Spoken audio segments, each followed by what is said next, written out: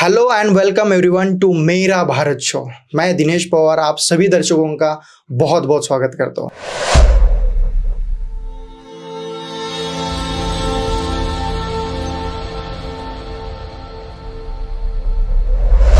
आज हमारे मेरा भारत शो के इस एपिसोड्स में एक खास शख्सियत हमारे से जुड़ी हुई है। उनका नाम है doctor Mangesh Danesh and he is a leading experts in cardiology. Pune से बिलोंग करते हैं। उन्होंने अपना जो करियर है वो लोगों को हेल्प करने में लगाया है। उनका दिल, उनका हार्ट कैसे वो इम्प्रूव कर सकते हैं, कैसे वो समझ सकते हैं, उसमें लगा दिया है। तो आज जो बात होगी वो पूरे दिल की बात होगी और हम हमारे दिल को, हमारे हार्ट को हम किस तरीके से बचा सकते हैं, प्रिवेंट कर सकते हैं और क्या ऐसी चीज़ें हैं कि जो हार्ट रिलेटेड जो इश्यूज़ है, डिसीज़ है, वो हम अभी बहुत ज़्यादा मायने में हमें दिखाई दे रहे हैं। बच्चों से लेकर बुजुर्ग तक हमने किस तरीके से हमारी लाइफस्टाइल चेंज करनी चाहिए, आज हम जानते हैं डॉक्टर मंगेश दानेश से। सो वेलकम टू द मेरा भारत शो सर। बहुत बहुत शुक्रिया आप आज यहाँ पे आ सकें। और आज हम विनती करते हैं आपसे कि हमारे जो भी दर्शक हैं उनको आप हार्ट प्रिवेंशन के बारे में बताइए। उनका हार्ट कैसे अच्छी तरीके से इम्प्रूव कर सकते हैं, हार्ट के बारे में जो भी डिसीज़ है, हार्ट अटैक्स है, उसके प्रिवेंशन से हम कैसे बच सकते हैं, उसके बारे में बात कर जाए। सो बहुत बहुत धन्यवाद। थैंक्स दिनेश सर, आपने मुझे यहाँ पे आपके शो पे बुलाया, उसके लिए बहुत बहुत धन्यवाद। और मैं चाहूँगा कि ये बहुत बड़ी अपॉर्चुनिटी है कि आपके ज़रिए मैं लोगों तक मेरा मैसेज पहुँचा सकूँ। तो मैं बहुत ही आशावादी हूँ कि हम एक अच्छा डिस्कशन करके लोगों तक एक बहुत ही इम्पोर्टेंट संदेश पहुँचा पाएंगे। Yes 100% sir. शुरू करते हैं सर। मेरा पहला सवाल है कि हार्ट डिसीज़ मतलब क्या? तो हम लोगों को बहुत मिसकंसेप्शन है हार्ट डिसीज़ और हार्ट अटैक के बारे में, तो हम दोनों भी चीज़ें जो है वो अच्छे से समझ लेते हैं आपके जरिए। So yes please, heart disease और हार्ट अटैक में क्या डिफरेंस है और आप किस तरीके से उसका प्रिवेंशन देना चाहोगे? सबसे पहले मैं बोलूँगा कि भगवान ने जो हमारी बॉडी बनाई, जो कि सबसे कॉम्प्लिकेटेड और सबसे ब्यूटीफुल क्रिएशन है, उसमें 3 ऑर्गन सबसे इम्पोर्टेंट है। एक अपना दिमाग, अपना हृदय और अपनी किडनी। और इसमें मैं बहुत खुशकिस्मत हूँ कि मैं हार्ट का एक डॉक्टर हूँ और गए 10 साल से मैं इस प्रैक्टिस में हूँ। हार्ट डिसीज जो है वो एक पूरा अम्ब्रेला है जिसके अंडर एक छोटा हिस्सा लेकिन इम्पोर्टेंट हिस्सा आता है हार्ट अटैक का। अभी के दौरान जिसमें स्ट्रेस के लेवल्स बहुत बढ़ चुके हैं, ऑक्यूपेशन के वजह से अपना स्लीप का पैटर्न बदल चुका है, अपना खान पान का टाइमिंग, खान पान का कंटेंट बहुत सारा बदल चुका है। उस जमाने में, उस दौरे में ये नॉलेज जो मैं शेयर करने वाला हूँ बहुत ही इम्पोर्टेंट है। So thank you so much. आपने कहा कि लाइफस्टाइल चेंजेस के वजह से ये जो हार्ट डिसीज़ और हार्ट अटैक है वो हमें बहुत ज़्यादा मायने में हमें दिखाई देते हैं। तो क्या चेंज हम कर सकते हैं, कैसा हम उस चीज़ से बच सकते हैं, जो लाइफस्टाइल किस तरीके से होनी चाहिए, इसके बारे में थोड़ा ब्रीफली बताइएगा। ज़रूर। सबसे पहले आता है लाइफस्टाइल में अपना माइंड मैनेजमेंट। माइंड का इम्पोर्टेंस हम एक एग्जांपल से समझ सकते हैं। सपोज कोई अपना ओलंपिक प्लेयर है, उसके अपोनेंट को सिर्फ अगर एक चीज़ में सक्सेस मिल गई कि अपने देश के प्लेयर को किस तरीके से उसने माइंड से चिट कर दिया, तो अगला गेम वो अपने आप ही जीत जाता है। तो अगर हम अपने माइंड को कंट्रोल करें तो आधा गेम हम वही जीत जाते हैं।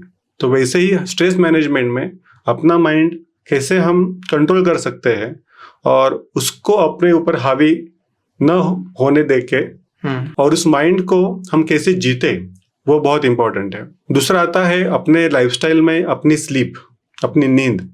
तो नींद का समय, नींद की गहराई बहुत इंपॉर्टेंट है। नींद का समय बहुत इंपॉर्टेंट है, नींद की गहराई बहुत इंपॉर्टेंट है, क्योंकि ज़रूरी नहीं कि आप जिस क्वांटिटी में नींद ले रहे हो वो पूरी की पूरी आपकी बॉडी की रेस्ट को दे रहे हो। सपोज जैसे कि मान चलते हैं आपका मोबाइल यूट्यूब भी चालू है और चार्जिंग भी चालू है, तो मोस्ट ऑफ द टाइम सुबह में आप देखोगे वो चार्ज तो हुआ ही नहीं। वैसे ही आपकी नींद सिर्फ कहने को आप सोए हुए हो, लेकिन आंखों के पीछे आप ख्वाब की दुनिया में ही अगर जी रहे हो, और वो भी ख्वाब ऐसे जिसमें अगर आपकी हार्ट बीट बढ़ चुकी है, आपका दिमाग उतना ही तेज दौड़ रहा है जितना आपका दिमाग दिन में दौड़ता है, तो आप तो सोए ही नहीं हो। तो अगर आपको पूरी नींद चाहिए तो इंश्योर करो कि आप डीप स्लीप में ही मैक्सिमम समय बिता रहे हो। बहुत ऐसे एग्जाम्पल है जिसमें लोग 4-5 घंटे सोकर भी अपना समय पूरा का पूरा या फिर उसमें से मैक्सिमम समय डीप स्लीप में गुजारते हैं। एक साइंटिफिक स्टडी है जिसमें ऐसा प्रूव किया गया है कि जिसमें डीप स्लीप ये 2.5 घंटे से ऊपर अगर आप ले रहे हो तो आपकी स्लीप की ड्यूरेशन चाहे कितनी भी छोटी हो, आपकी बॉडी को जितनी स्लीप चाहिए उतनी आप ले चुके हो। तो अगर आपको वो नैक पता चल गई कि आप आपकी नींद कैसे डीप स्लीप में ज़्यादा से ज़्यादा गुजारे, तो मे बी अगर आप 6 घंटा भी सो रहे हो तो उसमें से अगर आप 4 घंटा अगर डीप स्लीप में गुजारते हो तो maybe you are taking out more energy. और ऐसा भी हो सकता है अगर किसी को किसी कारणवश डीप स्लीप नहीं हो रही है तो वो 9 घंटा सोकर भी शायद उसको लगे मैं अभी सोया ही नहीं हूँ, मुझे और नींद चाहिए, उसको अगले दिन वापस सोने की इच्छा जाग उठे। सर बहुत अच्छा आपने एग्जांपल दिया। अगर हम मोबाइल चार्जिंग को लगाते हुए अगर हम यूट्यूब शुरू रखें तो बट ऑब्वियस है कि वो बैलेंस नहीं हो पाएगा। बहुत ज़बरदस्त एग्जांपल था। बट बहुत लोगों की तकलीफ है, बहुत लोगों का प्रॉब्लम ये है कि वो 8 घंटे की फिजिकल नींद उनकी हो रही है, बट जो डीप स्लीप होनी चाहिए या फिर उनको जो नेक्स्ट डे कहीं ना कहीं एंजाइटी होती है कि हाँ मतलब ये प्रॉब्लम से मैं गुजर रहा हूँ। क्या लगता है आपको कि उसका रीज़न क्या है? मे बी ज़्यादा स्ट्रेस और ये लाइफ का जो भागदौड़ हम पूरे चल रहा है कि उसकी वजह से ये कारण है उसके कि डीप स्लीप नहीं हो पा रही है, या डीप स्लीप की कोई अलग टेक्निक है कि आप इस टेक्निक को लेके इस तरीके की डीप स्लीप, मतलब बहुत लोगों को मैंने पावर नैप निकालते हुए देखा है। 10-15 मिनट का पावर नैप मतलब उनके करीब करीब 4 घंटे की नींद वो निकाल लेते हैं। सो कोई अलग टेक्निक है आप, क्या उसका एक फॉर्मूला है कि वो टेक्निक किस तरीके से हम उसकी हैबिट्स लगा सकते हैं? इसके बारे में थोड़ा बताइएगा प्लीज। जरूर, मैं एक चीज शेयर करना चाहूंगा। हमारी नींद ये डिपेंड करती है कि अपना ब्रेन ये बाहर वाला टाइम और अपना ब्रेन का टाइम मैच कर रहा है क्या। अगर हम इसको डीपली सोचें, अगर रात के समय में हम वाइट लाइट को खुद को एक्सपोज कर रहे हैं तो ब्रेन के लिए तो रात हुई नहीं है। ये जो वाइट लाइट है, जो मे बी ट्यूब लाइट, आपका स्क्रीन, इससे अगर आपकी आंखों के थ्रू ब्रेन तक पहुंच रहा है तो वो वाइट लाइट आपके मेलाटोनिन नाम के हार्मोन को, मेलाटोनिन नाम के केमिकल को, जो कि ब्रेन में रात में जिसका लेवल बढ़ जाता है और अपने को डीप स्लीप में लेने के लिए हेल्प करता है, वो कम रहता है। और ये मेलाटोनिन के डिफिशियंसी के कारण हम डीप स्लीप में नहीं जा पाते हैं। तो इसको आप बाहर से भी ले सकते हैं। आज ये मेलाटोनिन के टैबलेट्स अवेलेबल भी है और वो सेफ भी है। जेट लैग के लिए मैक्सिमम अभी तक लोगों ने उसको यूज किया है। ओके, तो कहीं ना कहीं हमें मेडिसिन की हेल्प इसके लिए भी जरूरी है। जो कहते हैं कि नींद की गोलियां, तो ये सही है, उसका कोई बैड इम्पैक्ट तो नहीं है? नींद की गोलियां एक बहुत ही जेनरिक टर्म हो गई। नींद की गोलियों में कुछ गोलियां हैं जिनमें नींद का इंडक्शन, मतलब नींद जल्दी आना, ये प्रॉब्लम सॉल्व होता है। किसी गोलियों में नींद की गहराई बढ़ाना, ये उसका इफेक्ट होता है। और किस में नींद का ड्यूरेशन बढ़ाना, ये इफेक्ट होता है। तो हमें किस चीज में वो हेल्प चाहिए उसके ऊपर थोड़ा ध्यान देके वैसे हम गोली ले तो ज्यादा फायदा रहेगा। और उसका साइड इफेक्ट की बात करें तो नींद के जो इफेक्ट्स है, गुड इफेक्ट्स, वो ज्यादा है रादर देन नींद की गोली के side effects. Great. So diet का अपने हार्ट के लिए कितना जरूरी है सर, अच्छा डाइट होना और वो टाइम पे वो डाइट कंटिन्यू करना? कोई भी बीमारी के लिए जो रिस्क फैक्टर्स होने जरूरी है, तो उस रिस्क फैक्टर्स में एक है अपना जीन्स, जो हम बदल नहीं सकते हैं, लेकिन उन जीन्स का एक्सप्रेशन तो अपने हाथ में है। सपोज सचिन तेंदुलकर जी है, उनका बेटा है लेकिन उसने कभी क्रिकेट खेला ही नहीं। अगर हम मान चले कि क्रिकेट उनके जीन्स में है, लेकिन अगर उनके बेटे ने कभी क्रिकेट खेला ही नहीं तो he won't be able to play.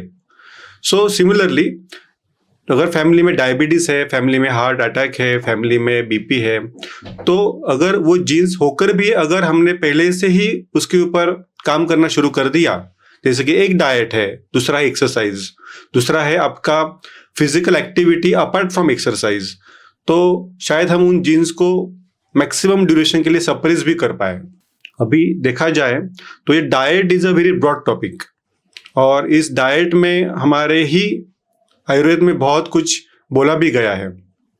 जैसे कि हम बोलते हैं डाइट को पहले आप क्या खाओगे और क्या नहीं वो बाद में, लेकिन आप कब खाओगे वो भी ज़्यादा इम्पोर्टेंट है। जैसे कि आप जैनिज्म में जानते हैं, लोग सनसेट के बाद खाना उचित नहीं समझते, उसके पीछे साइंटिफिक रीज़न भी है। वैसे ही आप क्या नहीं खाओगे वो भी इम्पोर्टेंट है।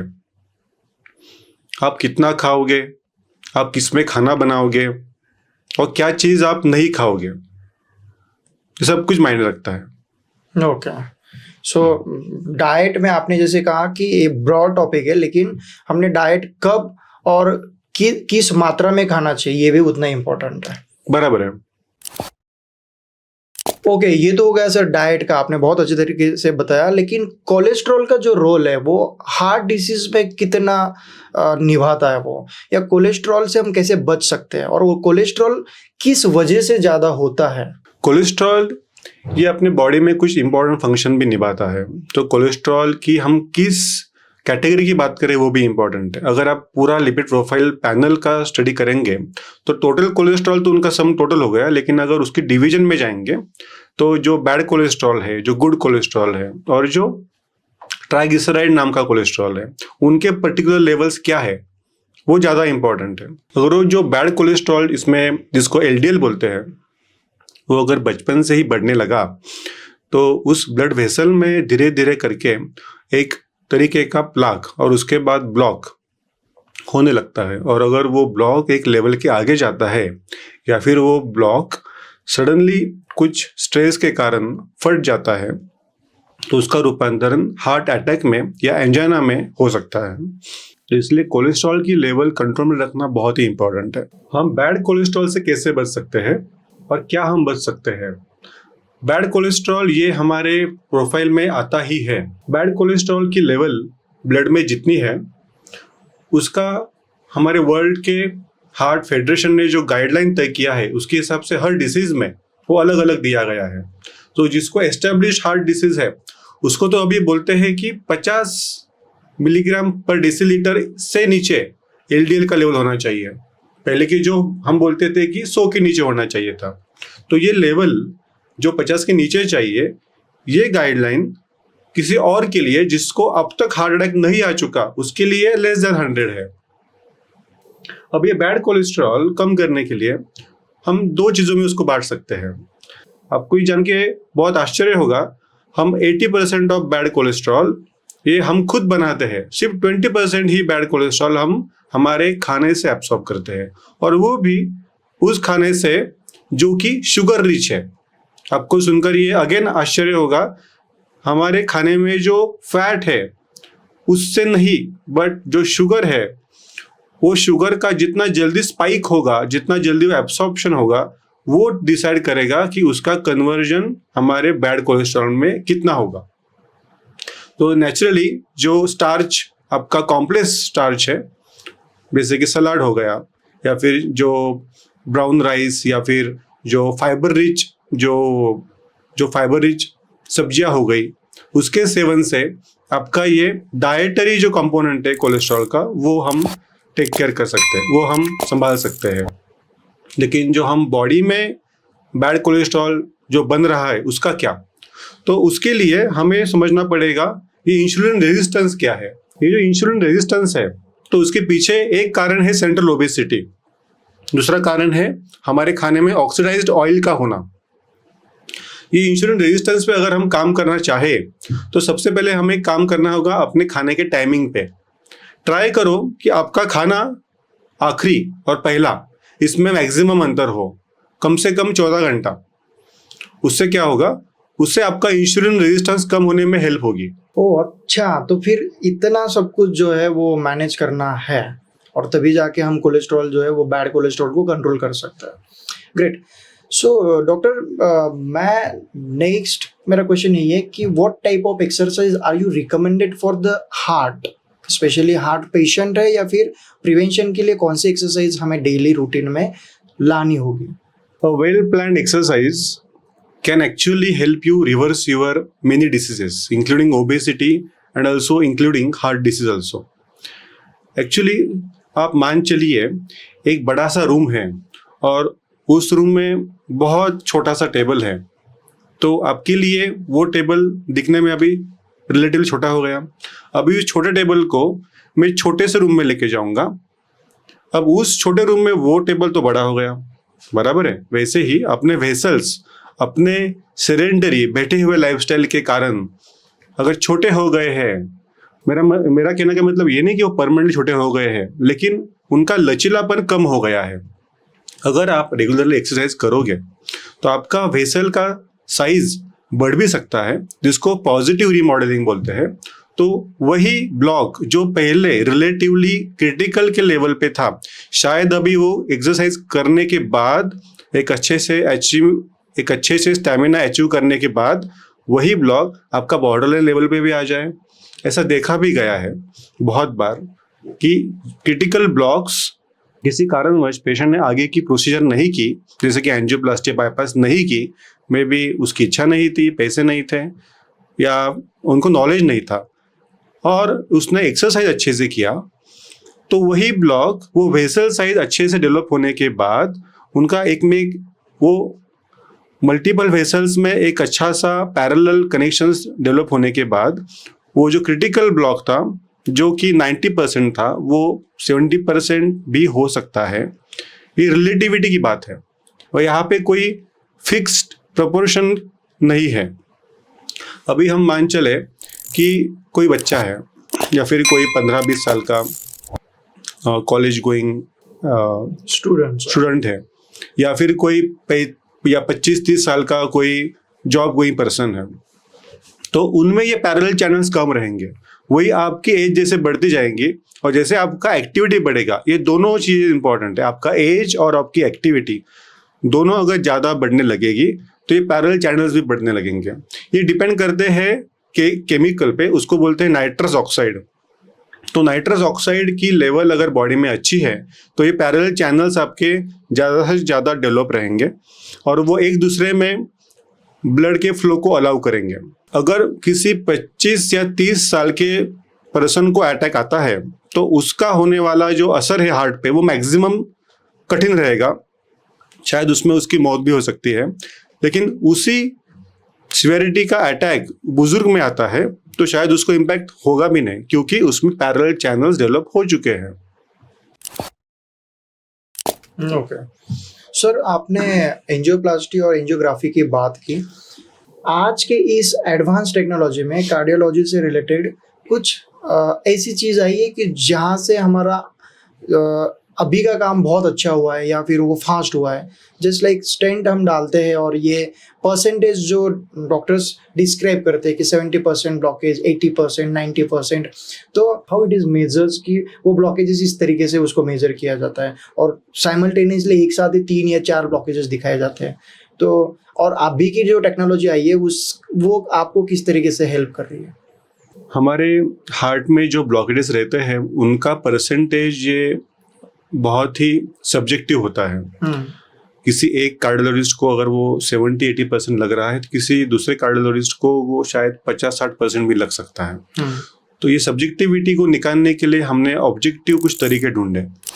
अब कुछ तरीके हैं जो एंजियोग्राफी टेबल में ही पॉसिबल है, जैसे कि FFR, आइवस, और कुछ तरीके हैं जो हम एंजियोग्राफी को पेशेंट भेजने के पहले या फिर एंजियोग्राफी करके डिस्चार्ज करने के बाद ऐसे भी कर सकते हैं। उसमें से एक है स्ट्रेस थैलियम, दूसरा है कार्डियक MRI विद स्ट्रेस। ऐसे जो टेस्ट है उनके हेल्प की वजह से हम ढूंढ सकते हैं कि जो बॉर्डरलाइन 70% ब्लॉक है वो क्या वाकई ही इंपॉर्टेंट है या हम उसको छोड़ सकते हैं। अगर इन टेस्ट में ये पता चले कि हाँ ये ब्लॉक दिखने में 50% का है एंजियोग्राफी में, लेकिन ये स्ट्रेस थैलियम या कार्डियक MRI विद स्ट्रेस इस टेस्ट में इंपॉर्टेंट दिख रहा है, इसकी वजह से आगे जाके दिक्कत हो सकती है, तो वहाँ पे एंजियोप्लास्टी या अगर जरूरत पड़ी तो मल्टीपल ब्लॉक्स अगर है तो बाईपास ये करना उचित रहता है। सर, एंजियोग्राफी करने के बाद डॉक्टर्स रिकमेंड करते हैं कि एंजियोप्लास्टी करनी जरूरी है। कुछ ज़्यादा ब्लॉकेजेस होने के कारण फिर रिकमेंड करते हैं कि आपको बाईपास करना ज़रूरी है। अगर कुछ लोगों के पास पैसा नहीं है या फिर उनकी इच्छा नहीं है या फिर उनको लग रहा है कि इसकी ज़रूरत नहीं है, उसका अल्टरनेटिव सॉल्यूशंस अभी बहुत सारे मार्केट में जो क्लिनिक्स है, आयुर्वेदा हॉस्पिटल्स है, वो रिकमेंड करते हैं कि हमारी ये ट्रीटमेंट से आपके ब्लॉकेजेस या फिर आपका बाईपास का खर्चा या फिर एंजियोप्लास्टी का खर्चा हम बचा सकते हैं। सो ये उचित है, ये करना चाहिए, इससे फ़ायदा होता है क्या? मेरा पर्सनल व्यू पॉइंट ये रहेगा कि साइंस जो पुराना है और जो नया है, तो उसमें से अच्छा कौन, ये डिसाइड करने के लिए दोनों में कंपैरिजन साइंटिफिक तरीके से होनी चाहिए और उसको एक लंबे समय तक ऑब्जर्व करने के बाद ही हम इस पे बोल सकते हैं कि उसमें उन दोनों में से अच्छा कौन। और अनफॉर्चुनेटली आप जो आयुर्वेदिक पद्धति की बात कर रहे हैं और जो हम एलोपैथी में जो तरीके इस्तेमाल करते हैं, इधर प्लास्टी या बाईपास, तो इन दोनों में से उचित कौन, उन दोनों में से विनर कौन? लेकिन ये दोनों पद्धति साथ में चल सकती है। आयुर्वेद किया इसलिए आप हमारे पद्धति का अवलंबन नहीं कर सकते, ऐसा कुछ नहीं है। सर, अभी इस AI के ज़माने में ऐसी कुछ टेक्नोलॉजी आई है कि जिससे हमारा काम, आपका काम आसानी से होना शुरू हो गया है? यस, AI को हम एक पॉजिटिव वे में से ले, AI हमें एक चीज में पक्का हेल्प कर सकती है कि डायग्नोसिस या फिर एटलीस्ट हमें सही डॉक्टर चुनने में AI हेल्प कर सकता है। अगर हम हमारे सिम्टम्स अगर AI के जो एप्स है उनमें डाले तो हमें एटलीस्ट एक डॉक्टर सही तरीके से ढूंढना आसान हो सकता है। तो AI सिर्फ डायग्नोस करने तक ही सीमित है, उसके आगे नहीं? AI हमें थेरेपी भी बता सकती है, लेकिन उसमें से उचित थेरेपी कौन सी है ये उस पद्धति का डॉक्टर ही आपको सही तरीके से बता पाएगा। एक दिन ऐसा आएगा, मे बी एक 10 साल के बाद, कि AI हमें थेरेपी में भी हेल्प करेगी। मे बी अभी जो प्रोडक्शन रेडी रोबोट्स है US में, उस रोबोट्स के मे बी 10 साल की रिसर्च के बाद शायद हमें बहुत डायरेक्ट हेल्प भी मिल सकती है कि हम उनका हमारे प्रैक्टिकल थेरेपी में भी यूज कर सकते हैं।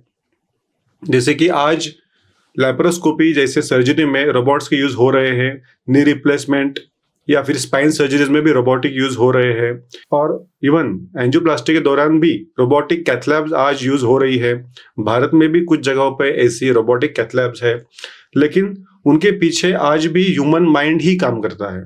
महिला और पुरुष दोनों में अगर देखा जाए सर, तो पुरुषों में बहुत ज़्यादा हार्ट डिसीज या हार्ट अटैक के प्रॉब्लम्स हमें दिखाई देते हैं एज कम्पेयर टू वुमेन्स। तो वुमेन्स ऐसा क्या कर रही है जिसकी वजह से हार्ट डिसीज और हार्ट अटैक से वो प्रिवेंशन में है, बच सकते हैं? और क्या ऐसी चीज़ है कि जो पुरुष, मेनली मेल्स, वो अवॉइड कर रहे हैं, इसकी वजह से दोनों में हमें अलग पैरामीटर्स, अलग रेशियो में हार्ट डिसीज और हार्ट अटैक के प्रॉब्लम दिखाई दे रहे हैं? महिलाओं में जो मेंस्ट्रुअल साइकिल होता है, तो उसके पीछे जो 2 हार्मोन्स काम करते हैं, एस्ट्रोजन और प्रोजेस्टेरोन। तो उसमें से जो एस्ट्रोजन है वो हार्ट प्रोटेक्शन के लिए बहुत काम आता है। तो जब तक किसी महिला का मेनोपॉज नहीं हो जाता, तब तक ये एस्ट्रोजन उसको एक कार्डियक प्रोटेक्शन देता रहता है। लेकिन मेनोपॉज हो जाने के बाद, चाहे वो अर्ली भी क्यों ना हो, जैसे किसी को उसकी 35 की उम्र में भी हो सकता है, उस मेनोपॉज के बाद महिलाओं में और पुरुषों में हार्ट की बीमारियों का जो इंसिडेंस है, जो फ्रीक्वेंसी है, वो तकरीबन सेम रहता है। तो ये हम बोल सकते हैं कि एस्ट्रोजन एक कारण है जिसके कारण महिलाओं में हार्ट की बीमारियां, स्पेशली हार्ट अटैक, कम पाए जाते हैं। सर, मेरा आपसे स्ट्रेट सवाल है, आजकल IT में बहुत सारी महिलाएं, विमेंस काम कर रही है और वो स्ट्रेसफुल लाइफ के कारण वो वीकेंड अल्कोहल कंज्यूम कर रही है, स्मोकिंग बहुत ज़्यादा बढ़ गया है, लाइफ साइकिल सही से चल नहीं रही है। तो इन लोगों को आगे जाके कुछ प्रॉब्लम्स आ सकते हैं, और आ सकते हैं तो किस मायने में वो हो सकता है? आज IT के इंडस्ट्री में जो स्ट्रेस लेवल है या फिर उनके जो वर्किंग आवर्स है वो थ्रू आउट नाइट चलते हैं, क्योंकि कंपनी रहती है दुनिया के एक कोने में और उसके लिए जो काम कर रहे हैं वो रहते हैं किसी और कोने में। तो ये खुद को उस स्ट्रेस को कोप अप करने के लिए ये स्मोकिंग का फैड बढ़ रहा है, जो कि फैड में इसलिए बोलूँगा क्योंकि अल्टीमेटली ये आपको किल ही कर रहा है। तो स्मोकिंग स्ट्रेट अवे अपने ब्लड को ज़्यादा थिक बनाता है। उसका सीधा इफेक्ट होता है आपकी हीमोग्लोबिन पे। तो जितना लंबा समय तक आप स्मोकिंग करते जाओगे उतना आपका ब्लड ज़्यादा से ज़्यादा गाढ़ा होता जाएगा। दूसरा, जो पॉलीकार्बोनेट्स रहते हैं अपने स्मोक में, तो पॉलीकार्बोनेट्स अपने कोएगुलेंट फैक्टर्स को स्टिमुलेट करते हैं। तो ना कि सिर्फ आपका ब्लड गाढ़ा होता है, लेकिन वो हाइपर कोएगुलेबल, मतलब उसमें क्लॉट बनने की संभावना भी बढ़ जाती है। और ये अनफॉर्चुनेटली आपके स्मोकिंग के डोज पे डिपेंड नहीं है, ये है आप स्मोकिंग करते हो या नहीं उसके ऊपर। तो अगर आप स्मोकिंग करते हो, चाहे वो हर घंटे में एक हो या हर हफ्ते एक हो, वो आपके हार्ट के लिए बहुत हानिकारक है, और उतनी ही हानिकारक है, कम या ज़्यादा नहीं, उतनी ही हानिकारक है। अल्टीमेटली स्मोकिंग का या फिर अल्कोहल का इम्पैक्ट तो हार्ट पे होता ही है सर, बट उसका कैंसर से भी एक अलग रिलेशन बन जाता है। तो और इसी को जोड़ते हुए मेरा क्वेश्चन है कि जैसा हार्ट के ऊपर उसका इम्पैक्ट है, लेकिन कैंसर भी होने की संभावना होती है। तो महिलाओं को आफ्टर मैरिज तो बेबी के ऊपर भी उसका कुछ परिणाम होता है, क्या हो सकता है? सो आप ये प्रेगनेंसी की बात कर रहे हैं। यस। सो प्रेगनेंसी में जब कोई महिला, अगर उनको पता नहीं कि वो प्रेग्नेंट है और अगर वो स्मोक कर रही है, तो बेबी को जो मदर से ब्लड सप्लाई होता है, जो उसकी वेसल रहती है, तो वो वेसल की साइज धीरे धीरे कम होने लगती है, जिसको एक बीमारी बोलते हैं प्लेसेंटल इनसफिशिएंसी। मतलब बेबी को जिस स्पीड से न्यूट्रिएंट्स पहुंचने चाहिए, वो उस ब्लड वेसल का डायमीटर ही कम होने के कारण नहीं पहुंच पा रहे। तो वो बेबी शायद बहुत ही कमजोर पैदा होगी या शायद होगी भी नहीं। ओह, इतना डेंजरस है। इतना डेंजरस है।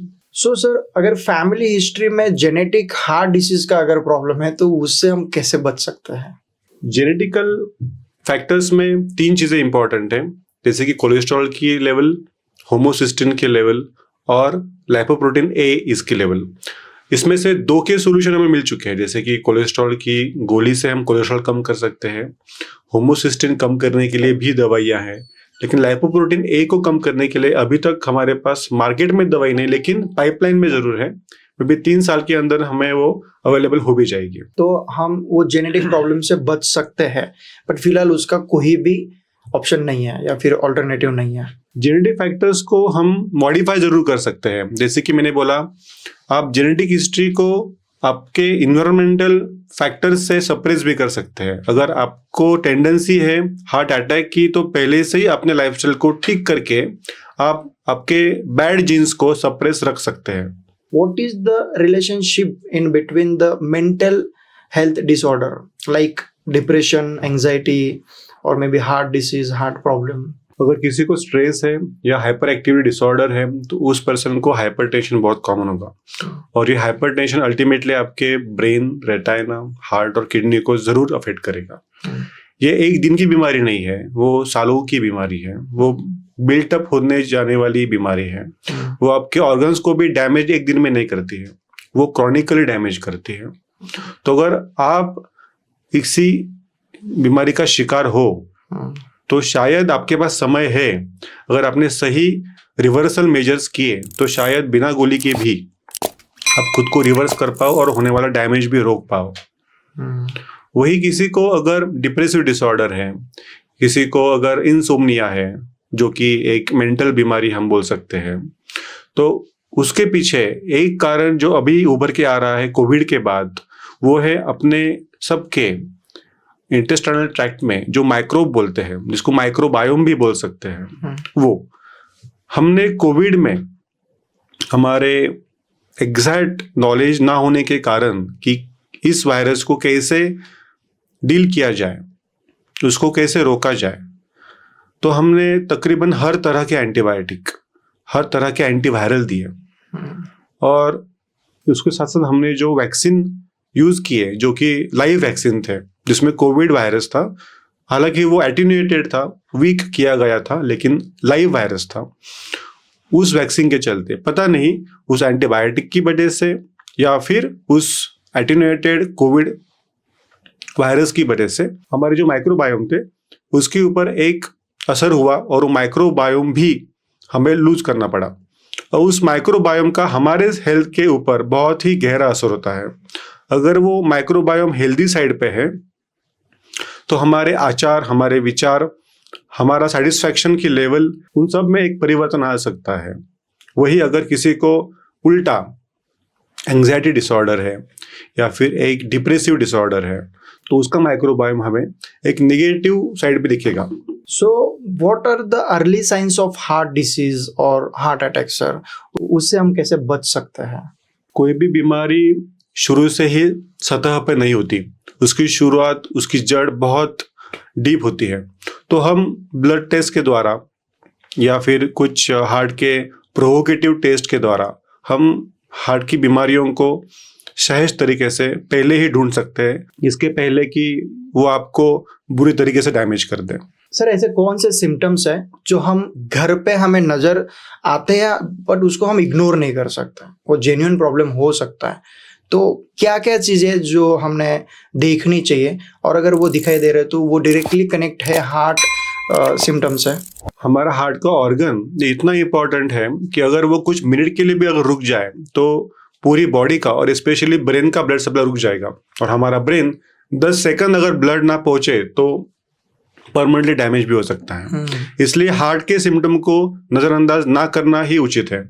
तो अगर आपको थोड़ा सा भी डाउट है कि ये जो लेफ्ट साइड पे चेस्ट पेन है या फिर हमारे सेंटर में चेस्ट पेन है या इवन राइट साइड में भी चेस्ट पेन है या फिर अपर एब्डोमेन में पेन है या फिर इवन लेफ्ट कंधे में और कभी कभी तो लेफ्ट पाम में या पीठ में भी पेन हो सकता है। उसके साथ साथ अगर आपको बहुत ज्यादा स्वेटिंग हो रही है, मान चलो किसी ने बिना शर्ट उतारे नहा लिया हो, अगर इतनी ज्यादा स्वेटिंग हो रही है या फिर आपको सडनली बहुत ज्यादा सांस लेने में दिक्कत हो रही है या आपको तुरंत टॉयलेट जाने का मन कर रहा है, इन सब सिम्टम्स के साथ साथ, तो ये हार्ट के तरफ ज्यादा जा रहा है। आज हम ये बोल सकते हैं कि एज का 20 से लेकर आगे किसी को भी आज हार्ट अटैक आ सकता है। मैंने जो मेरे खुद के प्रैक्टिस में देखा है, 20 साल के बच्चे को भी अटैक आता देखा है। तो आपके सिम्टम को सिर्फ एज से मत जोड़िए, आप अपने सिम्टम को ध्यान देकर अगर वो आपको थोड़ा सा भी डाउट है ये हार्ट की तरफ जा रहा है तो आपके नज़दीकी हार्ट के स्पेशलिस्ट को दिखाइए और जो भी उचित जांचें हैं वो ज़रूर कीजिए, क्योंकि अगर आप लेट करोगे तो उतना ही डैमेज बढ़ता जाएगा।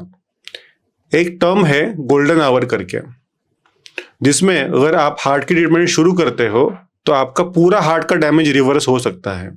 वही आप जितना मिनट डिले करोगे उतना परमानेंट हार्ट डैमेज होता चला जाएगा। मगर मान चलो अगर आप 6 घंटे के बाद हार्ट ट्रीटमेंट करते हो तो 6 - 1 5 घंटा ऑलरेडी बीत चुके हैं और आपका परमानेंट डैमेज स्टार्ट हो चुका है। क्या सर हमारी लाइफ बियॉन्ड 100 हम शतक जो है हमारा लगा सकते हैं सच में? बिल्कुल लगा सकते हैं। मैं आपको एक चीज बताऊंगा, अगर आप सर्च करोगे, आपकी खुद की पॉलिसी टर्म इंश्योरेंस आपने पक्का जरूर लिया होगा, तो उसमें वापस सर्च कीजिएगा, मैं नाम नहीं लूंगा, कुछ कंपनियां हैं भारत की जानी मानी कंपनियां, तो उन कंपनियों के तो कुछ कुछ पैकेज है कि जो 99 ईयर्स एनीवे आपको दे रहे हैं। मतलब आपका जो टर्म प्लान आप लोगे तो उसमें 99 का ऑप्शन वो दे रहे हैं। मतलब कहीं ना कहीं वो भी मान रहे हैं कि उनका जो कंज्यूमर है वो 99 पक्का जा सकता है। तो यस, पॉसिबिलिटी तो जरूर है। जैसे कि हम गाड़ी चलाते हैं, वो गाड़ी में एक माइलेज करके जो हम बोलते हैं, तो माइलेज डिपेंड करता है हम कितनी अच्छी गाड़ी चलाते हैं, वैसे ही हम कितनी अच्छी लाइफ जीते हैं। उसमें सब कुछ आ गया। आप कौन से खान पान, आहार, निद्रा करते हैं और आप कितना अच्छा आपका आचरण रखते हैं, वो डिसाइड करेगा आप कहाँ तक जा सकते हैं। ओके सर, ओबेसिटी के बारे में आपने कुछ बात की, तो उसको थोड़ा सा डिस्क्राइब कीजिए कि उसको किस तरीके से हमने देखना चाहिए। एशियंस और उसमें भी इंडियंस में जेनेटिकली प्रीडिस्पोजिशन ज्यादा है वैस्कुलर इवेंट्स के लिए, इंक्लूडिंग हार्ट अटैक। बाकी है आपके ब्रेन के स्ट्रोक और पेरिफेरल वैस्कुलर इवेंट्स आल्सो। तो हमें थोड़ा सा ज़्यादा स्ट्रिक्ट होना पड़ेगा। उल्टा हमारे केस में सेंट्रल ओबेसिटी बाकी देश के तुलना में ज़्यादा पाई जाती है। तो रिवर्स में जाके हमें थोड़ा ज़्यादा प्रिकॉशन लेके ओबेसिटी का जो मिनिमम क्राइटेरिया है कि BMI 25 एंड बियॉन्ड, हमारे इंडियन केस में BMI 23.5 and beyond should be considered as overweight. तो हमें उसके तरह से खुद को डालना पड़ेगा, उतना वेट कम करना पड़ेगा, थोड़ा सा दूसरे देश के तुलना में हमें ज़्यादा वेट लॉस करना पड़ेगा। लेकिन ये वेट लॉस सेंट्रल फैट का होना चाहिए, ना कि मसल लॉस। सर काफ़ी लोगों का मानना है कि उनका फिजिकल एक्टिविटी जो है उनके काम में है, जैसे कि मजदूर को हम देखें या अगर हम कुछ स्पोर्ट्स पर्सनालिटीज एथलीट्स को देखते हैं तो उनका कहना है कि हम डेली हमारे स्पोर्ट्स खेलने में और उसमें जो एक्सरसाइज होती है तो उसमें हमारा पूरा फिटनेस जो है वो मेंटेन होता है। क्या ये सही है कि अलग से एक्सरसाइज करना कार्डियो को लेके और रेगुलर एक्टिविटी जो हमारी चलती है उसमें ये सब कुछ चीज़ें कवर होती है कि हमें कार्डियो के ऊपर अलग से फोकस करना चाहिए? बहुत ही अच्छा सवाल है। इसका जवाब मैं ऐसा दूंगा, हम मैथमेटिक्स में कोई सम अगर हमें सिखाया गया है तो उसको हम उसी सम को बार बार दोहराएंगे और उसके बाद उसके जैसा ही दूसरा सम लेंगे, फिर तीसरा लेंगे, तो उसके जैसे एक 50 सम करने के बाद फिर थोड़ा डिफिकल्टी लेवल बढ़ाएंगे, फिर जाके हमारा मैथमेटिक्स का जो मेमोरी है, हमारा जो न्यूरोनल एक्टिवेशन है वो पक्का हो जाएगा। वैसे ही कार्डियो की स्ट्रेंथ अगर हमें बढ़ानी है तो हमें हार्ट को एक फॉर्मूला के हेल्प के द्वारा हम ट्रेन कर सकते हैं, जैसे कि 220 माइनस आपकी एज, जो भी आंसर आएगा मल्टीप्लाई दैट बाय 85%, उसका जो जवाब आएगा वो रहेगा आपका बीट्स पर मिनट का टारगेट। आप इस टारगेट को आपकी जो एक्सरसाइज की जो भी आप चूज करोगे, आपकी एक्सरसाइज की जो भी मेथड आप चूज करोगे, उस मेथड से आपको ये टारगेट हार्ट रेट अचीव करना है और मेंटेन करना है 20 मिनट के लिए कम से कम। तब जाके हार्ट को स्टिमुलस मिलेगा कि उसको डेवलप होना है, और ये आप बार बार लगातार कुछ महीने करने के बाद जाके आपका स्टेमिना बढ़ेगा। तो ये स्पोर्ट्स में बिल्कुल नहीं होता। इस स्पोर्ट्स में आपकी activity right from 0 suddenly it goes to 100। वही कार्डियो में आपकी एक्टिविटी ग्रेजुअली 0 से 100 जाती है। तो आपकी हार्ट बीट को बढ़ने में एक टाइम जो लगता है, उससे आपकी हार्ट बीट धीरे धीरे बढ़ती है और वहाँ पे मेंटेन रहती है मिनिमम 20 मिनट्स के लिए। आपके इतने साल का एक्सपीरियंस आप वन लाइन में अगर बताना चाहोगे तो क्या होगा? बहुत मुश्किल सवाल है, लेकिन एक जवाब आप अगर वन लाइनर पूछोगे तो आप बोलूँगा, आपको वरी, हरी और करी, इन तीनों से दूर रहना है। क्या बात है, वरी, हरी एंड करी। Yes. सर थोड़ा सा डिस्क्राइब करो ना प्लीज। वरी मतलब आपकी मन की एंग्जाइटी, हरी मतलब आपका जो फिजिकल आप स्ट्रेच कर रहे हो, और करी मतलब आपके डाइट में जहाँ पे आप गलत जा रहे हो। इन तीनों को अगर आप कंट्रोल कर पाए तो ये आपके हार्ट और आपके पूरी बॉडी के हेल्थ के लिए बहुत ही अच्छा पॉइंट होगा। सर सुपर, बहुत अच्छा नॉलेज आपने शेयर किया, बहुत अच्छे तरीके से टेक्निकल टर्म्स में आपने समझाया, आसान भाषा में ऑडियंस को समझा होगा, मैं होप्स करता हूँ। बट अगर डॉक्टर मंगेश दनेज जो लीडिंग एक्सपर्ट्स है इन कार्डियोलॉजी और इतना आपका अच्छा अनुभव है, इतने सालों से आप प्रैक्टिस कर रहे हो, अगर हमारे ऑडियंस को या फिर किसी भी पेशेंट को अगर आप तक रीच आउट करना है तो you can see the details on screen कि डॉक्टर मंगेश दनेज सर का जो भी क्लिनिक है या फिर उन तक रीच करने के लिए आप कौन से माध्यम का यूज़ आपको करना है।